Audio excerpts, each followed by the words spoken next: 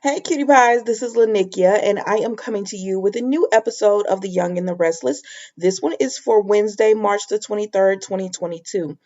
Don't forget to like, comment, and subscribe to the channel. Also, if you're into work, if you're looking to work from home, don't forget to check out my work from home videos.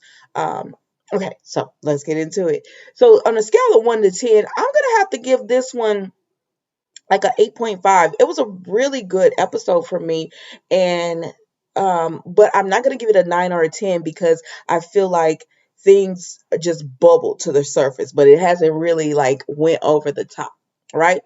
So let's start with Tracy and Billy run into each other. She's getting muffins and things to take over to Jack's, and she said, he says, well, actually, I'm gonna have to go over there too. And she said, oh, great. Then I'm glad I got a box and everything because he was like, you're spoiling Jack getting him a box of muffins. And so she was like, I'm glad got the box.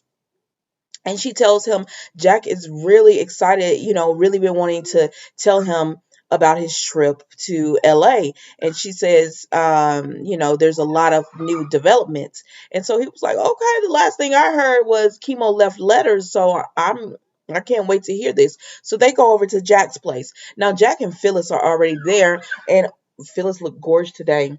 She looked really pretty.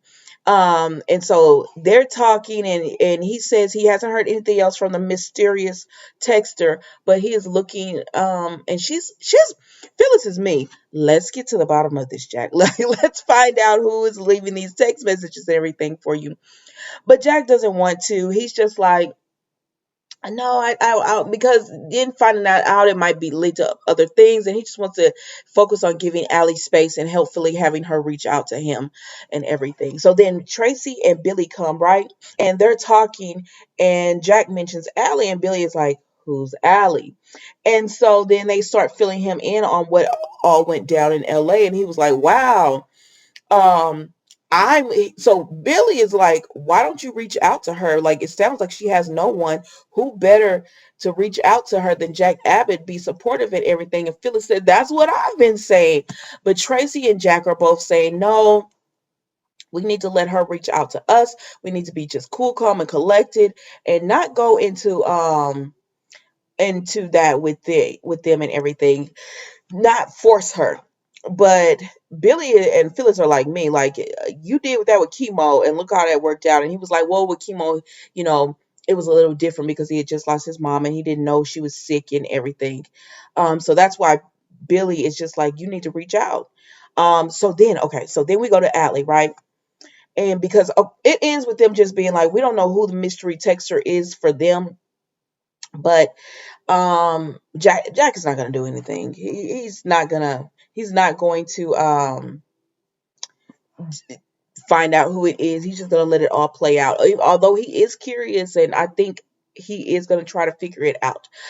Okay, so then we go over to Allie, and she's at the house, and the realtor Tracy is there, and Tracy is telling her, we have a cash buyer, so there's no inspection or anything. This was the fastest sale. And she says that on top of that, the cash buyer is like, they will only buy it on one condition, and that's if they get to meet you.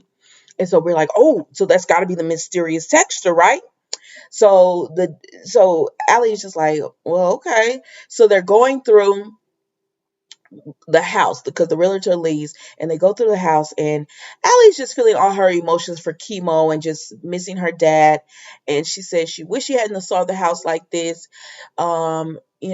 She's just, she misses her dad, and she's just confused on what she should do about Jack, and she's feeling overwhelmed and everything. So she decides, oh, I don't want to even meet this buyer. They can call me, they can phone me. And so that's what she tells the realtor, and the realtor is like, oh no, they're outside, here they come right now.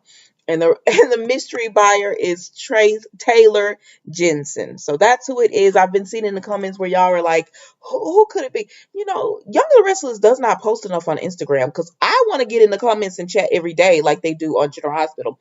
But y'all post every few days. Like, come on, come on. So then from there we go to Nate and Ashland, right? So Nate sees Ashland at he runs into him because Ashland's sitting down having a drink. And Ashland says, hello, friend. And Nate's like, we are not friends. Okay, right? Because Nate is like, you used me, and like I feel like a chump. It's pretty much what Nate is saying. I'm a chump letting you use me like that. Or this billionaire wants to be my friend. That's how Nate feels. Like I'm an idiot. You made me look like an idiot. And so then, so he and Nate go at it, and Nate is like, he Nate implies he told the Abbots. And I'm like, Nate, y'all talk too much on this sofa. Like y'all talk too much. Like nobody can get the drop on anything because y'all talk too much.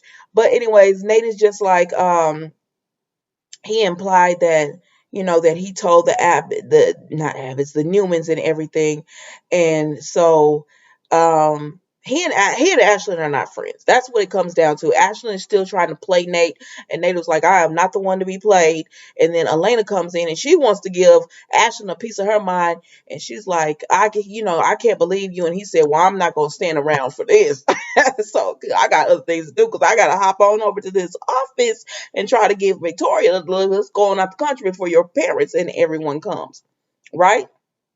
So then we see Elena and Nate talk, and he's so frustrated and he's so hurt and he feels like such of a moron because he's like, I trusted this man. Like, why would I? And he tried to buy me, like making donations to the hospital, being my friend, offering me a job. And Elena said, no, no, no, that's on his character. What he didn't realize was the type of character you have as a man. And she said, and he was like, it's only right that Nate was like, he says, I'm not gonna lie, I'm a little worried about what's gonna happen to me. And she says, listen, you're gonna be fine. She says, yes, I didn't 100% agree with his methods of going into Ashland's files, but she said, but once you did that, you stood on your principle and you told the Newmans, which is what you should have done. And then she told him, she said, and you're gonna be fine. Like the Newmans got your back. And Nate said, yeah, Victor pretty much told me that, like if Ashland comes at him. And she said, plus Lily and Devon are offering you a job or whatever, you're good. And he was like, yeah, it is nice to, have that reassurance, it stops him from worrying so much. But he's just like, I can't believe I trusted this man so much. I was going to give up my career as the chief at the hospital to go into business for him. But Nate, you still gonna give up that career because you're gonna go over there and work for Lily and them, and it's gonna be all good. But so that was pretty much with them just being like, now that they know Nate is gonna be okay, they focus on Victoria and just concerned for her. So speaking of Victoria, I want to make sure I'm getting everybody today. So speaking of Victoria, oh, okay. So we see the family comes in and Victoria's like, oh, y'all are all coming in here because you're trying to convince me that my husband is lied to me. This is a setup. This is an intervention. No, y'all not gonna do this to me. Y'all not going to do this to me. And baby, she was going off on them. And she was, especially Adam, like Adam tried to say Victoria, because she says, Dad, you had me arrested on my wedding day, and you're trying to tell me that you're doing this out of care, but you had me arrested on my wedding day. And Victor said, that's because of Billy Abbott, and look at him, like I made the right decision on that. And then she tells Nick, because Nick says, Victoria, I wouldn't try to hurt you. And she said, yeah, I know that, but you've been not as supportive of Ashland from the beginning. And then Adam tried to speak up, and she said, oh, please don't say anything to me. Like she lit into Adam just about, how they don't get along, and he's probably reveling in this, and he's looking at it as an opportunity for him, which he is, but okay. And then so Nikki had to be like, well, Victor at first told her, oh, wait a minute, watch your tone when you talk to us. Like, I know you're upset, but you're not gonna be talking to us like this. So then Nikki steps in, and Nikki tells Victoria, are you gonna accuse me next? Are you gonna turn on me and say that I'm trying to hurt you purposely? She said, I've been nothing but supportive of you and Ashley. She was like, when he went to the hospital for his chemotherapy and all those treatments, I was praying that he everything went well, that y'all have more time together. I've been nothing but supportive of this relationship when no one else would. And she said, when I found out all this information, I was still supportive. I said, there's got to be a way. He's got to be able to explain this and everything. She said, but now the evidence is just too much, Victoria. It's too much. And Victoria, I mean, she knows Nikki is telling the truth, and she was just like, but mom, the evidence is not that much. Like, everything can be explained away, like a disgruntled doctor. We can get to the bottom of who sent the transfers and the bank statements. And so Victor and them tell her, like, that's not it. And he says, we spoke to Nate. No, Nick told her it was Nate who went into his files, and Victor was like, it was a tag team between Victor and Nate and Nick. And they tell her, we went into Nate looked into the files or whatever for us, and Nick said he didn't find cancer, Victoria.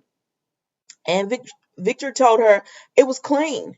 Everything was clean, like he didn't have cancer. And then she said, are you kidding me? I took him to chemo and he was sick, and he was so sick, Nate had to take him home. Baby, Ashland played this out. And so Nick was just like, but did you ever go in? Did you ever register him? Did you do anything? Like, these are things you would do if you're married to someone. Sometimes even as a friend, you go in with them. And she said, no, I would drop him off and go to work. He was like, so you never once went into the hospital with him? Excuse me, sinus. You never once went into the hospital with him and all this? And she was like, no. But Victoria said, y'all have lost your minds if you believe this. This cannot be true. This is not true. Y'all are trying to ruin my marriage. And then she tell them, listen, me and Ashland are going to get on a plane to Tuscany, and I'm going to run this company by myself in peace away from y'all, because I will ban y'all. And now the whole time they talking and she going off and stuff, Adam is in the background. He's popping his neck and stuff. I said, oh, he's going to go. And so she tried to leave the office, and Adam gets in front of her. And he said, you can't go. And she said, excuse me? And he said, listen, I've been in your position. Last year, I was actually in your position with Chelsea. And she said, oh, Chelsea? Chelsea is a con artist. You are not about to compare Chelsea to Ashland. And Nick said, girl, now, I don't like Adam either. But if we're going to talk about con, and he was like, Ashland has been lying his whole adult life. Like, that is not even his name. He's been lying his whole adult life. He's been conning people and doing all that. So it ain't that far of a stretch between Chelsea and Ashland or whatever. And I'm like, okay, Nick, you're right. But then Adam just tells her, he says, listen, I did not want to believe Chelsea was the one black framing me for rape. He was like, I did not want to believe that. He said, I was in love with this girl. Like, he was going to bed every night with this girl. He was waking up with her, doing things with her. He was trying to build a future. He loved her. And he thought she loved him too. And he was like, so I was not believing this. I was like, this girl could be doing this to me. He said, but let me tell you something. They can only keep that up for so long. That mask has to slip. And he said, and that's what happened with Chelsea. One time she slipped, and then he had to come with the reckoning and the realization that it was her the whole time doing him dirty. And he said, and he didn't want to think that. He didn't want to believe that. He didn't want to trust that, but he did. And so because of that, he told her, you can go and be with Ashland and be in Tuscany running the company. But I'm telling you, you're going to realize that one time when he slips up, you're going to realize that he's been lying to you, that he didn't care for you, and you're going to be devastated. I'm trying to tell you this so that you don't go, she doesn't get further invested, or she doesn't continue to believe it's not him, it's not him, it's not him.